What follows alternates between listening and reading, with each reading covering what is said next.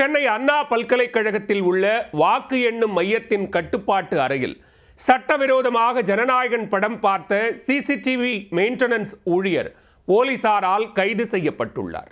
வாக்கு எண்ணும் மையத்தின் கட்டுப்பாட்டு அறையில் நடந்தது என்ன?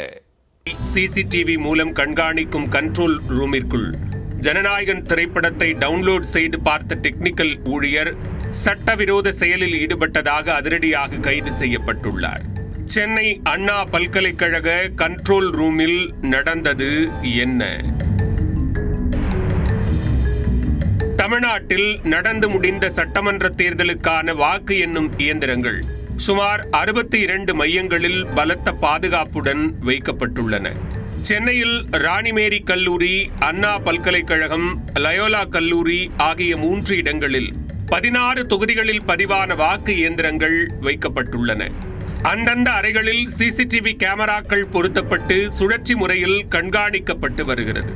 அப்படி சென்னை அண்ணா பல்கலைக்கழகத்தில் உள்ள கண்ட்ரோல் ரூமில் சிசிடிவி கேமராக்களை கண்காணிக்கும் பொறுப்பில் இருந்தவர்தான் யுவராஜ். பணி நேரத்தில் வாக்கு இயந்திரங்களை கண்காணிக்காமல் யுவராஜ் தனது லேப்டாப்பில் விஜய் நடித்துள்ள ஜனநாயகன் திரைப்படத்தை பதிவிறக்கம் செய்து கூலாக உட்கார்ந்து பார்த்துள்ளார். அதை தனது செல்போனில் போட்டோ எடுத்து அத்துடன் மாநகராட்சி சார்பில் அவருக்கு வழங்கப்பட்ட தற்காலிக அடையாள அட்டையையும் போட்டோ எடுத்து இரண்டையும் சோசியல் மீடியா பக்கங்களில் ஸ்டேட்டஸ் வைத்துள்ளார். பெரும் சர்ச்சைக்குள்ளான இச்சம்பவம் தொடர்பாக சென்னை மாநகராட்சி தகவல் தொழில்நுட்ப பிரிவு அதிகாரியான சைலேந்திரா கோட்டூர்புரம் காவல் நிலையத்தில் புகார் அளித்துள்ளார். அப்புகாரின் பேரில் 5 பிரிவுகளின் கீழ் வழக்கு பதிந்து யுவராஜை கைது செய்துள்ளனர்.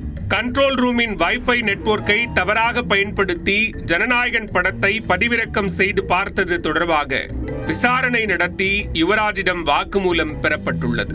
கைதான யுவராஜின் கண்ட்ரோலில் இருந்த அண்ணா பல்கலைக்கழக மையத்தில் சைதாப்பேட்டை, விருகம்பாக்கம், வேளச்சேரி, தியாகராய நகர், மயிலாப்பூர் ஆகிய 5 சட்டமன்ற தொகுதிகளில் பதிவான வாக்குப்பதிவு இயந்திரங்கள் பலத்த பாதுகாப்புடன் வைக்கப்பட்டிருப்பது குறிப்பிடத்தக்கது.